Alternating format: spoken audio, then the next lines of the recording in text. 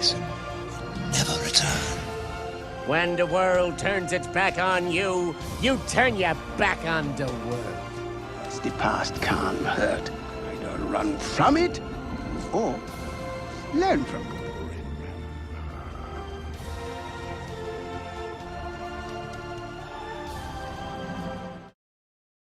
Quick recap, Simba tried to avoid responsibility using Timon and Pumbaa's Hakuna Matata philosophy.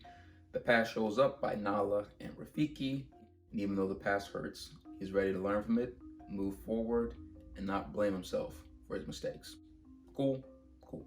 So Nala and Rafiki meet up with Timon and Pumbaa. Simba's gone back to challenge Scar. Who? Scar. Who's got a scar? No, it's his uncle. The monkey's his uncle? No! Simba's gone back to challenge his uncle to take his place as king. Oh. Simba gets there. Thankfully, his bae and his friends show up. They meet them. We're gonna fight your uncle for this? Yes, Timon. This is my home. Talk about your fixer-upper. Well, Simba, if it's important to you, we're with you to the end. Squad goals. Simba goes to meet Scar. Nala grabs other lionesses and a little army, all conveniently while Timon has time to do the hula. You can be a big thing too. And get chased by hyenas. Everything's going smoothly. Simba has even gained enough courage to hop out of nowhere and to save his mom. If you were half the king Mufasa was, you I'm 10 times the king Mufasa was! Strike 1. Abusing your power as a ruler. Simba. Simba. I'm a little surprised to see you. Alive. Now what's going on in Simba's head this time? Step down, Scar. And now here's where the fun begins. Simba's ready to take his place, but not until good old Uncle Scar has a couple mind games up his sleeve. I'd hate to be responsible for the death of a family member. Wouldn't you agree, Simba? Scar goes to what he does best, manipulates and tricks. He manipulated the hyenas in part 1, manipulated Simba, and within a minute, he manipulates Simba into telling the truth and turns all of his support against him. Ah, so you haven't told them your little secret. Tell them who is responsible for Mufasa's death. I am. Murderer! No, it was an accident. If it weren't for you, Mufasa would still be alive. It's your fault he's dead. Do you deny it? No. Then you're guilty, Simba. You're in trouble again. But this time, Daddy isn't here to save you. And now everyone knows why. I gotta say, Scar is like the best Disney villain. Better than Hans. And Scar's about to win again. But he tells Simba the truth way too early. Where have I seen this before? Let me think. Oh, yes, I remember. This is just the way your father looked before he died. And here's my little secret. I killed Mufasa. Strike 2. Telling Simba the truth way too early. Now, I'm not a villain, but in my mind, I imagine me saying, having at the pause, dropping him, and as you let go, then tell him the truth. But and Simba learns it, gets a whole PTSD flashback, jumps out on top. Scar has no choice but to tell the truth. I killed Mufasa. And now the fight begins. Now some lions are winning, some lions are losing. Simba's doing good at times, Simba's doing bad at times. And Rafiki turns into Avatar Aang, I guess, with his staff when he's fighting hyenas. And Pumbaa is the undisputed champ at fighting hyenas. Just want to add that in there. They call me Mr. Pig! Ah! Simba bounces back.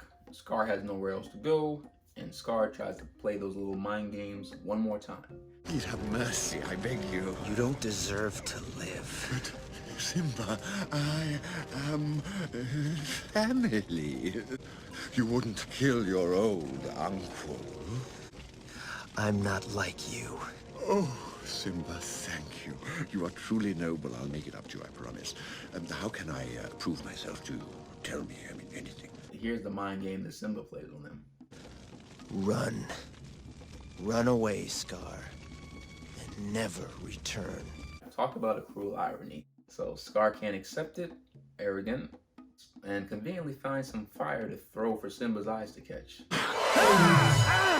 and it looks all over, until we have to remember Simba's younger, he's bigger, he has learned from the past, and he has a whole sequel about him. So obviously Simba's not going to die. Simba even admits that he's not going to kill Scar because he is not like Scar. But guess who's not like Simba? Oh, the hyenas. And let's just rewind a little bit. It's the hyenas who are the real enemy. It was their fault. It was their idea. Strike 3, you lied on your protection. 3 strikes, you're out, bro. I don't know what else to say. Since you lied on your protection, and since you lied to the people who were trying to help you the whole time, you have no help. Which means you look like a filet mignon to hyenas. Friends? I thought he said we were the enemy. Yeah, that's what I heard. No, let me explain. No. And that is the tragedy of Scar and his personality disorder that was not properly handled. All is said and done, Simba's there with support from his family, his friends, and he has learned from the past, and he's ready to take responsibility as the future king. And he finally can imitate Mufasa by being brave and by doing the famous roar. And ultimately, we learned the main lesson in this video: the results of a personality disorder. Even though you may have a personality disorder, even though you may have a traumatic past, even though you may have had a lot of inconvenient stuff happen to you, there's 2 ways to deal with the problem. So either you can shut yourself off, avoid the problem, avoid responsibility, and by not dealing with it properly, you just let it fester and fester and fester into hate, and it's not properly handled, ultimately leading to your demise. Or you can learn from the past. You can accept the fact that you made mistakes. You can learn from them. You can get support from friends and family, and ultimately move forward like Simba did. Simba takes place as king, the Pride Rock is restored, it's not dead anymore, everyone's all happy, and everyone's all looking forward to the presentation of Simba's daughter, and everything comes full circle. Alrighty, that concludes the psychology of The Lion King. As you guys can tell by this 3-part video, I love The Lion King, my favorite Walt Disney animated movie, and it's really what I look forward to a movie having.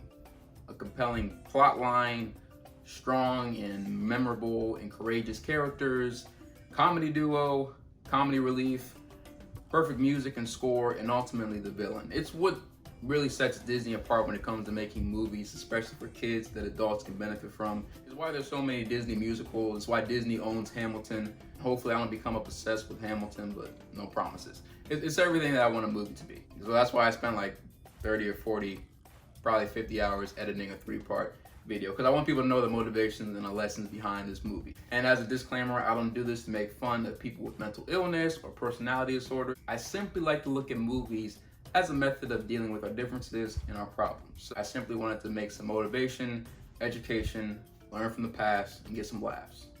Hey, that rhymed. Motivation, education, past, laughs. Anyways, I would love for Disney to see this video, but I can't do it on my own. I would love for people who are YouTubers and Disney theorists to see this video, but I can't do it on my own. I would love for multiple people to see this video, but I'm just only one person. So if you guys feel motivated enough to, you can either comment or reshare it. If you want, you can tag anything Disney that you know, you can tag them in and refer them to this video.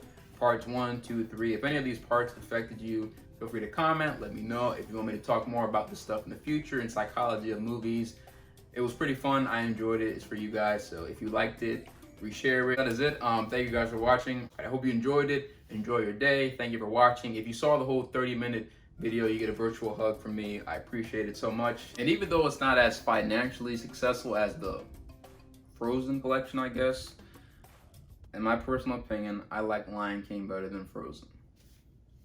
And Frozen 2. I'm gonna go now because the hate comments are erupting like Mount Vesuvius. Remember to stay mentally fit, emotionally fit, and physically fit, and I'll see you all in the next video.